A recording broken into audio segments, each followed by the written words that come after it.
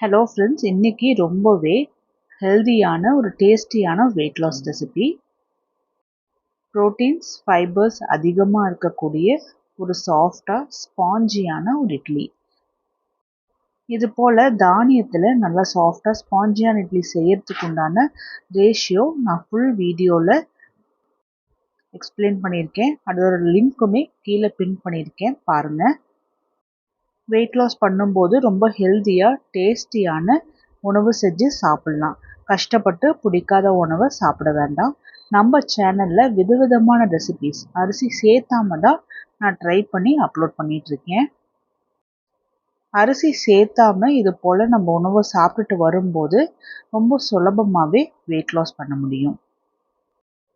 இது போல் recipes weight loss பண்ணுறவங்களுக்கு மட்டும் இல்லாமல் சுகர் இருக்கிறவங்களுமே ரொம்ப தாராளமாக எடுத்துக்கலாம். ட்ரை பண்ணி பார்த்துட்டு சொல்லுங்கள்.